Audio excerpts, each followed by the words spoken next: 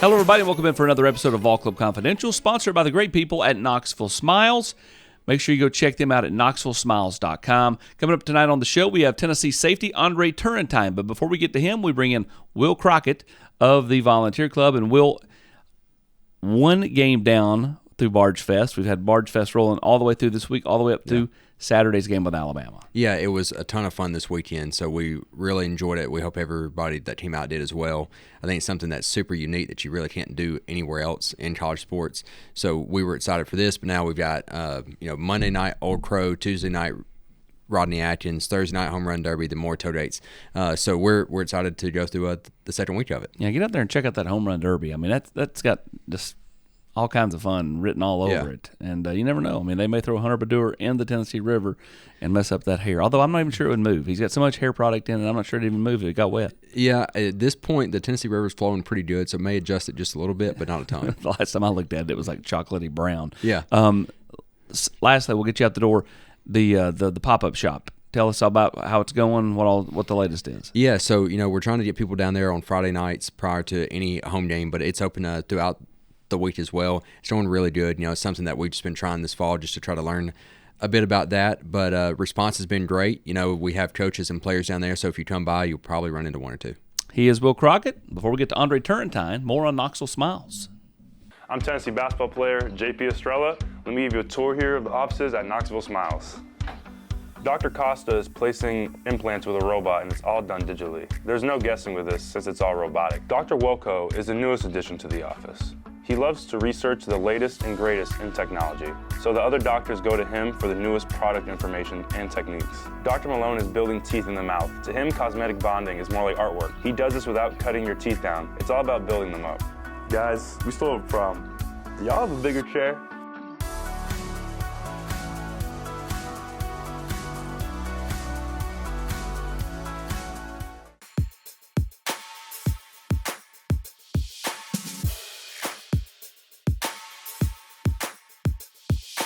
Hello, Andre.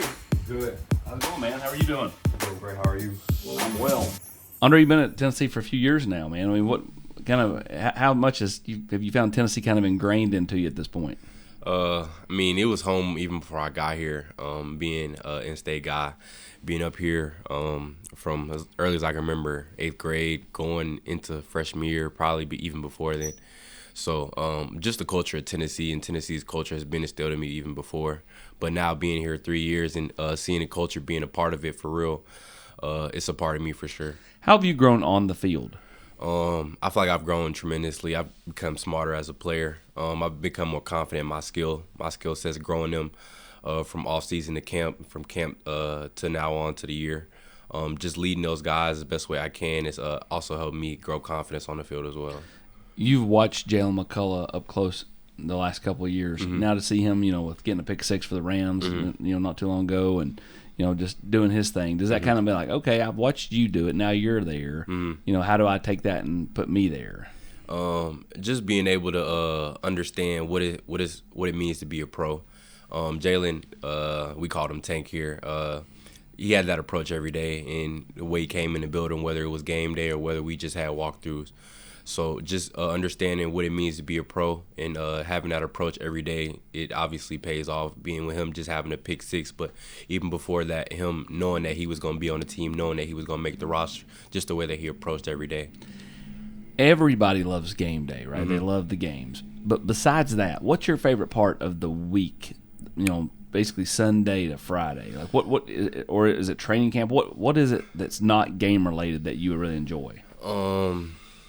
Just being every day with my guys, having the opportunity to be in a locker room with them, grow with them, and seeing how that growth translates to Saturday, not only inside the locker room, but having the opportunity to get at those guys outside the locker room to where we can grow together as a group, whether that's just the DBs, whether that's the DBs and linebackers.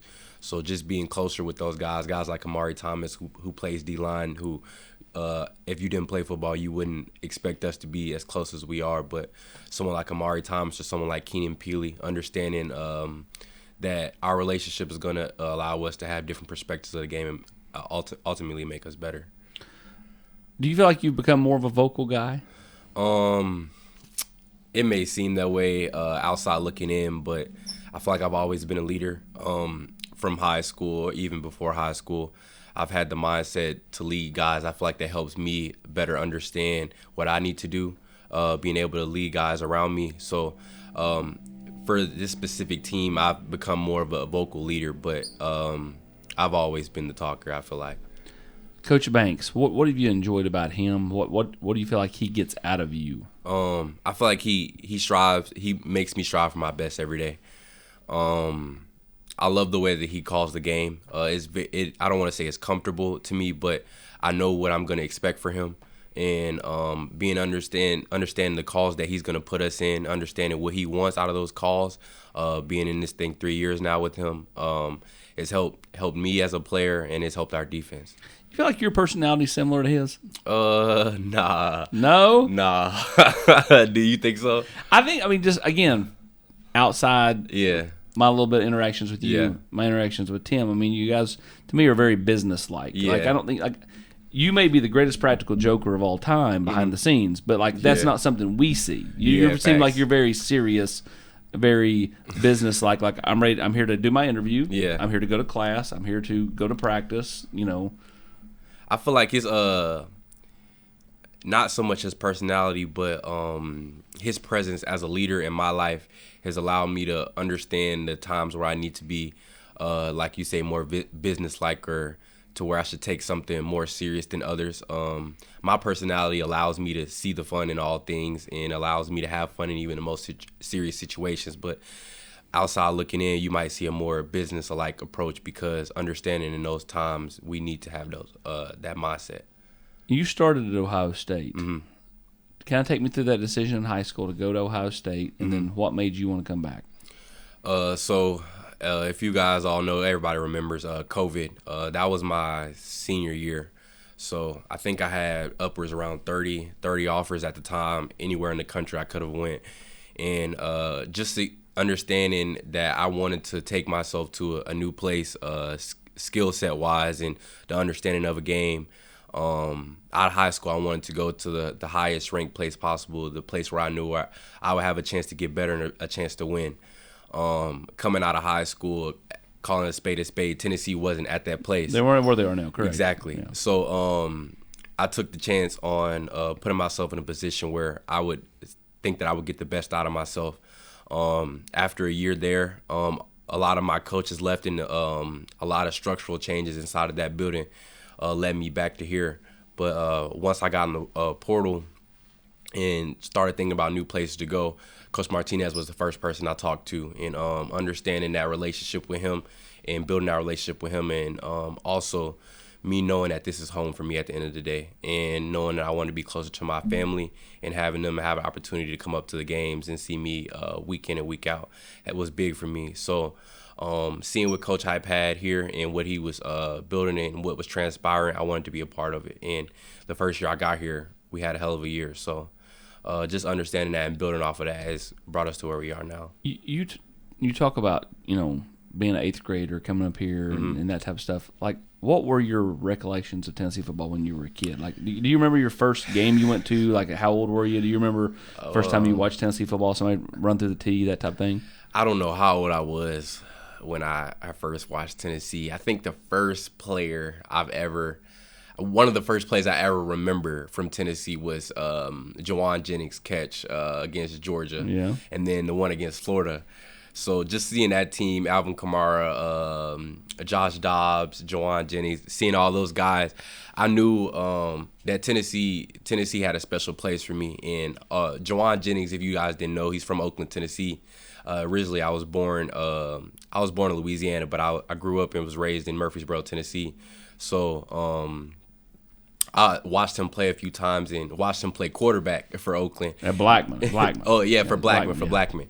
And he ended up coming here, and seeing him put on a show on Saturday, it was really something to see. He's still putting on a show on Sundays. Yeah, he was so close to getting that Super Bowl MVP. You know what I mean? I thought he was going to get it. He was going to get it if they had won the game. Yeah, if they won the game, he would have got it. But I mean, that's the way the game is sometimes, really. You look at you, Caleb Herring, Elijah was here. You can go right down the list. Arian Carter. A lot of you guys have played for the same 7-on-7 team in Nashville, Tennessee Select. How does that unit, even if they're a guy like a Dallin Hayden or whoever that didn't end up here but is playing elsewhere, when you look around, you're like, man, Jordan James ran for $163 the other night. You know what I mean? Is it cool to see like all you guys that literally played, from little on up, doing big things? Yeah, it's crazy to see, and it's very rewarding personally. Even if it's not you, it still feels like that's your teammate. Playing with all of us, we all started. We had no offers. We had no recognition from the country per se as a recruit. So just starting that from some of us were 8th graders, some of us were 9th graders, and then going through that all together and watching each other grow, get offers, go to colleges, commit to colleges, and then now fight our way into a starting position, and then put on a show on Saturday. It's been crazy to see Isaiah Horton, Jordan James, Ty Simpson for Alabama, the quarterback. There's a lot of guys, Jordan Dingle, just some of the guys to name. So just seeing all those guys and knowing that personally it's not only my close teammates but my friends that are the prominent players on other teams, it gives me confidence as well. Do you go and check to see what they did after every game? Of course, every game I go watch. I go check Miami score, I go check Oregon score, but not for the school, just for those players. The stats, the Oregon game the other night for Jordan James was fantastic. Yeah, he was wonderful through a half. Yeah. What do you like about the experience here from a student athlete perspective? I think it's wonderful. We were talking tonight in meetings about being able to do the thing we love first thing in the morning. I love the way the schedule is here, having football first. Well, me too, pal. Yeah, so we wake I got up, kids. So we wake up in the morning, we're immediately to the facility doing the thing we love. So as a athlete, that perspective is wonderful, and it's having an opportunity to be able to do the thing you love in the first thing in the morning is a blessing for anybody. And for the perspective of a student, being able to have a support system to help us through any academic need that we have is wonderful here with the support we have from Chris Johnson and some of the other people inside of academics. Where do you feel like, I guess, who are some of the biggest people that have had influence on you since you got here? That's a tough question because I'm someone who pays attention to everything, so I pick up nuggets here and there from everyone. But I want to say the people who have had the biggest influence probably been Tyler Barron, Wesley Walker. When those two guys were here, I grew up with those guys. I went to high school with those guys and also played 7-on-7 with those guys on that same team. So I was really close with them. Hendon Hooker and Joe Milton was when those two guys were here. Not only inside the locker room, but outside the locker room. I spent a lot of time with those guys off the field and understanding how they approach the game and also how they approach their lives and how that helped them better on Saturdays. So just guys who have high expectations for themselves and understanding that I will be in that position at some point. So just taking their mistakes and also their successes and learning from them. Now that you're in that position, do you find yourself trying to be a mentor like those guys were for you? Of course.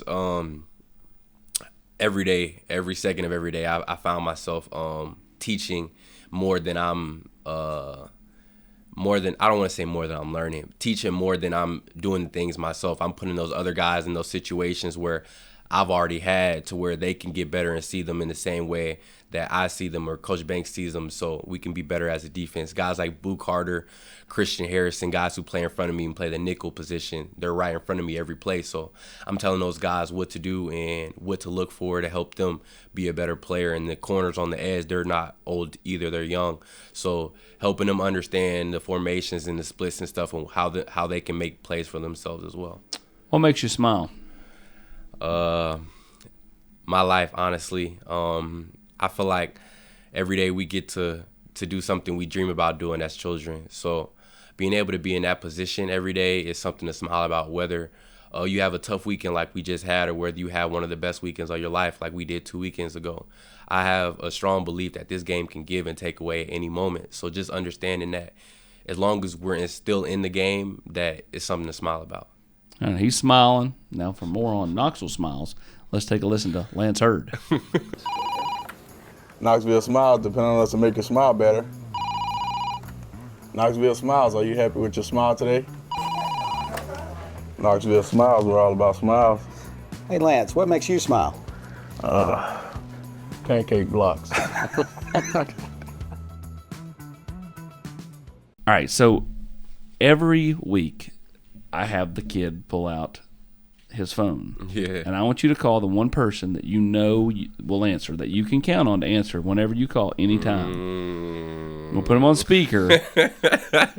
This is going to be so funny because me and Tyree West and Amari Thomas be talking about this all the time in the locker room, about this phone call situation. So, Well, the funny thing is Tyree was on the show last week and he called Omari Thomas. did he answer? He did. So we're going to call Tyree this time because he says he answers too. So we're going to call Tyree. We've only had, I think, 1 week where the person had it on Do Not Disturb, which means it goes straight to voicemail, then you got to call right back for it to go through. Okay, let's see. Okay, he's not on Do Not Disturb. So if he doesn't answer, he just doesn't answer. We're call Tyree.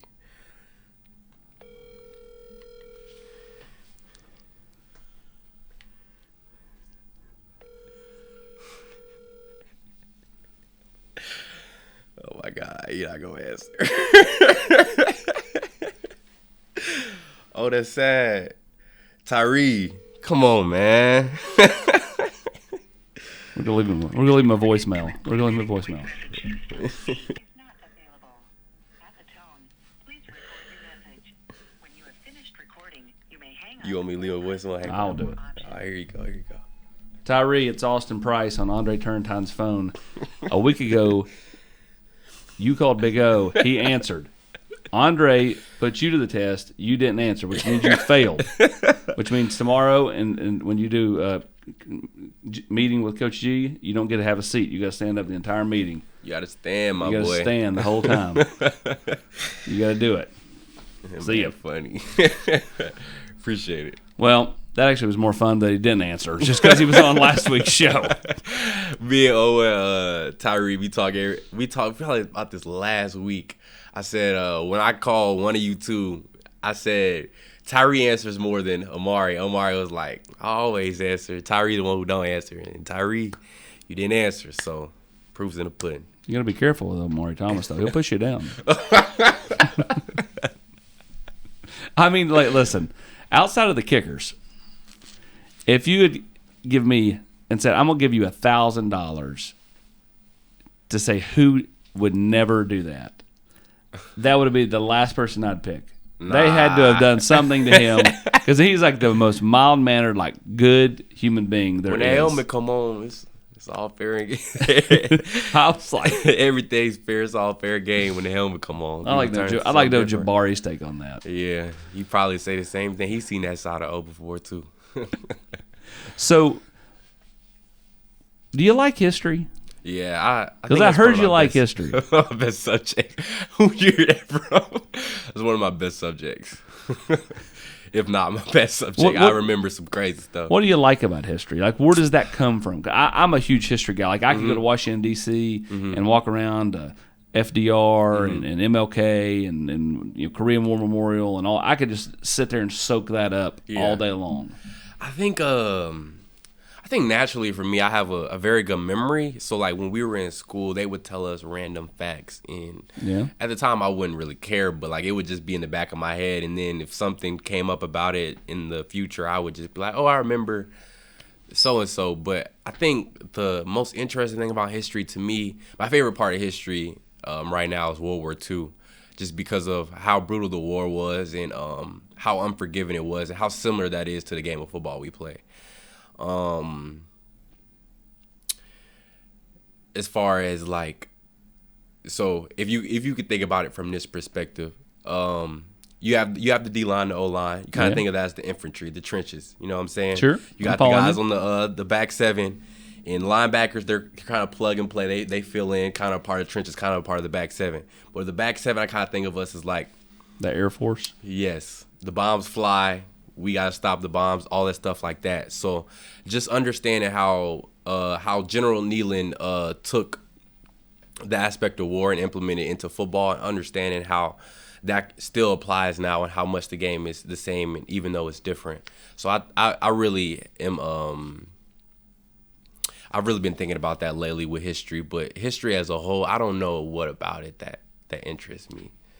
Was there an early age where you're like, you know, like I can tell you, like my 7th grade Tennessee history teacher, they don't teach Tennessee history anymore, but Bill Henderson had a huge impact on me. Like, was there a teacher, a history teacher growing up where you're like, man, I learned so much from that person? Nah, I'm sorry for any history teacher, but I don't. History teacher's kind of weird to me. I don't know. I haven't really. Do you do a lot of reading? No, I don't. I just remember stuff like, I don't know, like. I could tell you what blitzkrieg is, like a form of warfare. Like I could tell you random stuff just off hearing it one day in class. But that's just the way that I was about history. But math didn't click like that for me. I don't know why.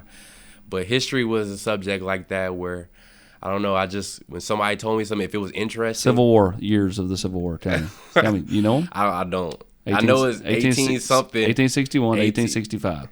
This is only 4 years? Yeah. It wasn't longer than that? No. All right.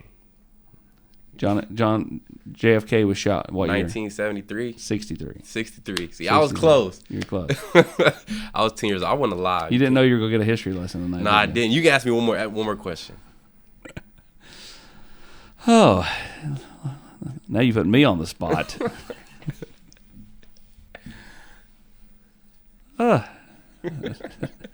You put me on the spot here. Now I gotta think here for a second.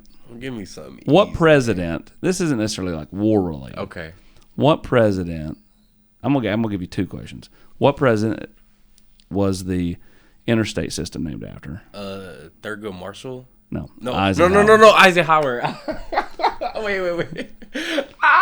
And what president is responsible for basically all of the national parks? Like, you know, was huge into I don't know. preserving Yellowstone, Yosemite.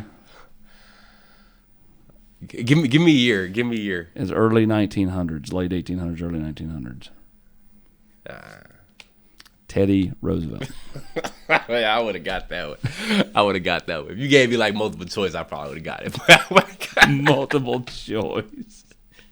Hey, on a history test, I'm going in. But off the top of my head, if you've got if you're taking the ACT, are you like, I'm just gonna circle C if I don't know?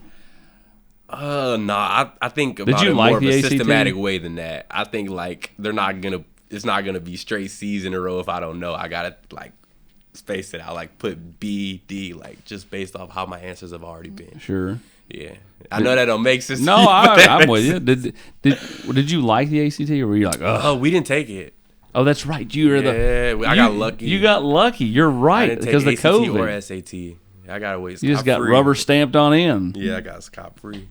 I don't even know if I would have did good. We did the practice one, and it was.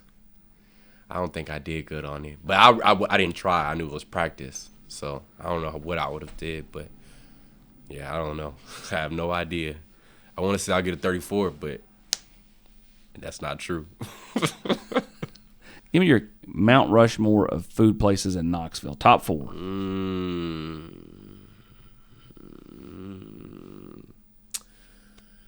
Ooh, there's this new wing spot, Nappy Wings. Where's this at? I don't remember where it is. I think I DoorDashed it. I'm a DoorDash guy. I be in the facility doing ball. If I'm at home, I try not to take too much time outside going places. I say Nappy Wings, Ola's. That's over by. It's like past the like Yodel Steakhouse, like all the way out there. Yeah, and I'll say Wasabi. It's pretty good. We ate there a couple times. There's a nice steakhouse down the road here. From here, what do you know what it's called? Ruth's Chris? Nope. It's like Brazilian steak. Oh yeah, it's right down here. Yeah. That I would say. I don't know how many people are on the Mount Rushmore. Is it 5? 4. 4. All right. Hold on a minute. You're a history guy, and you don't know how many people are on Mount Rushmore. Wait a minute here. Come on, man. Take me through life as a kid. Like, what was your everyday life like growing up in Middle Tennessee? Middle Tennessee is a quiet place. It's very family friendly. So every day I was outside, whether I was with my older brother, who's 2 years older than me, or it was by myself. So I was outside shooting basketball or running routes by myself, running with a parachute, trying to get faster, anything I could do. Even though I was young, it had no bearing probably on how I was playing at the time, probably because I was bigger than everybody. But I just love ball, so anything that had to do with a ball, whether it was basketball or football, I was outside doing it. And school was fun early on. I didn't really have too much problems with like classes or anything at a young age. I did have a problem with recess. People who didn't let me on the team because I was too overpowered, as they would say. Like, so we stopped playing football at a point. We only were allowed to play kickball because it was unfair or something. Some kids would get mad. Then there was one year where we couldn't even like play football at all. So it's because you showed up and you had that beard and you were like 7 years old. This dude. No, I have no beard, but I was probably like 5'9" in the 6th grade. So you did all your growing early. Yeah. Yeah, I did. So yeah, it was pretty cool. High school was really, really fun. Being able to go to Innsworth, it being an hour away was tough every morning. Having to get up and drive at like 5 a.m. But that got me ready for college, getting up real fast. So I'm fortunate to be able to go to a school like that of that caliber and learn the stuff I learned there, but also more importantly, meet the people who I met there. I remember talking to Tanner Antonucci, yeah, and Jalen King, and both those guys talked about that drive every morning, like having to like be so disciplined to get up, and like just how like that's rough. Yeah, I know Tanner was out where I was. He was closer than I was to the school, but still pretty far out. You would have been zoned where? You're Rutherford County, right? Yeah, we moved right after middle school, but after, like, if I left and went to high school out of middle school, I probably would have been Blackman. But that was before Rockville High School got built. Yeah. So I probably would have got rezoned to Rockville High School, but then we moved somewhere else, so I would probably still been at Blackman or Oakland, one of the two. You would have been at Oakland. Yeah, probably. Everybody knows. Everybody know what Oakland be on. They want everybody at their school, so I probably would have been there. I don't know. What's the biggest thing you've learned about yourself in college? Maybe, like you weren't sure of something in high school, and then you got to college and you're like, I'm good at this. Or this suits me. This is where you can say I'm a like Coach Banks. I don't tolerate like nonsense. Like I go along with the playing. Like we can play. I like it being lighthearted. I think that we all play better, or even like we have better days when everything's lighthearted and we have fun. But when it comes to something that has to get done, I don't like when it gets played around with. I don't like things taking too much time when they shouldn't, and I don't want to say any questions are dumb, but I don't like dumb questions. So when my man, when someone says something and they just say and they know the answer to and it, they know the answer, yes. And they ask the question anyway, like that stuff, I'm like, all right, y'all playing with our time. So I think being a leader helped me realize that more. I feel like I was that way in high school when I was a leader as a senior, but when you're in high school, like either your teammates love football or they don't. Like they're not finna be receptive to something they don't really care about. When you get to college, everybody has the same goal, so they're receptive whether they like what you're saying or not. So I feel like being a leader has helped me understand how I like to lead and how I like the group that I'm leading to receive my leadership. I retired this question after last season, but I'm so intrigued by your answer, I want to ask it anyways. Jordan or LeBron? LeBron James. I don't know. His greatness can't be denied. He's just played his first game with his son last night. That doesn't even seem real. Like, how can you imagine if you did that? Like, 20 years from now? I don't think that's possible in football. I don't know. I guess if Tom Brady had a son had a son while he was in college and then stayed an extra 2 years, he could have pulled that off. I don't know, but I don't think that's even possible in football. But it is. If you mean like Frank Gore's pretty old, wasn't he? Yeah, if you had a kid at 18 and you could play till you're 36, and That kid makes you'd have it. but that means he's graduating high school, which means you'd have to make it to 40. Yeah. So it's got to be like a position like kicker or quarterback.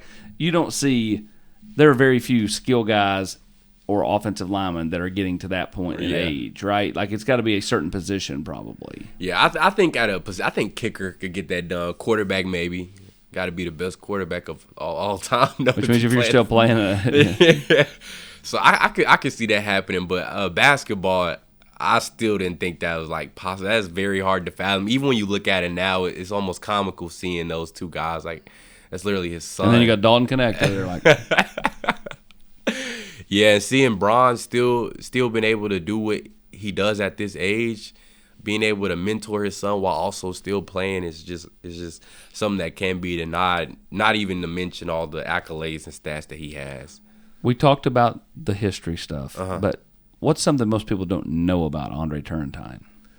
What's something most people, with the way that social media is, everybody know everything. But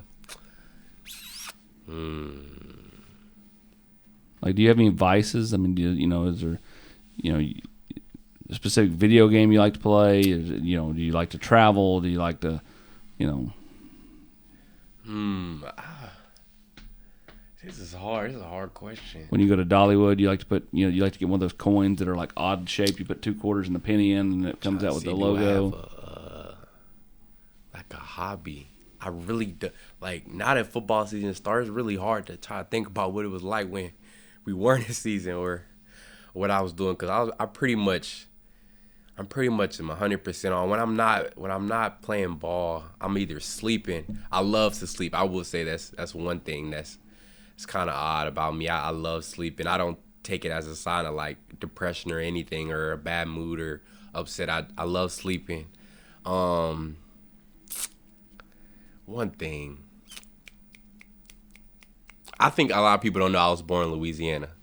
I think a lot of people think I was born here, but I was born in Louisiana. I was raised there until Katrina, which is ironic because we have hurricanes happening right now. But yeah, I was raised there until Katrina, and then that's when I moved to Tennessee. But you basically been here the whole time, outside of a few years. How old were you? What year were you born? 2002. Okay, so you were 3 years old. Yeah, I was 3. Do you remember anything about it? Yeah, I actually do. Are all your grandparents and stuff still down there? Yeah, most of my family is still in Louisiana or Texas, Houston. A lot of people from Louisiana went to Texas after the hurricane and stayed there. So either one of the two. I do remember. I remember coming back into our house and it being completely filled with mud because we lived in Slidell, so I don't think it was directly hit, but we got a lot of mud damage. And then I remember going to Atlanta during the actual hurricane, but that's the only thing I remember. Yeah, literally, that's the only thing I remember. How do you get this team where they want to go at the end of the year? We got to be elite competitors every day. We got to understand that we shouldn't take anything for granted. Understanding literally what I said earlier, how fast this game can give and how fast it can take away. Being at a spot where we were 2 weeks ago in Oklahoma, or 3 weeks ago, where we're feeling like we're on the top of the world, understanding how fast that can flip due to only minute details. So understanding how much more detailed we need to be, understanding in what ways other teams are going to try to attack us, and understand that we need to correct our mistakes, and knowing that it won't be perfect. Like they will win some of the one-on-ones. They make plays too. They're in the SEC as well.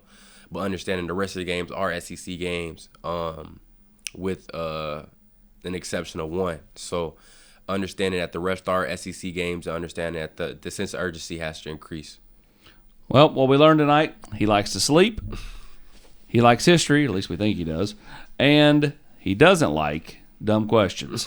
Hopefully you didn't get many of those tonight, my man. We appreciate the time. Appreciate it. Be careful, okay? Of course. Thank you.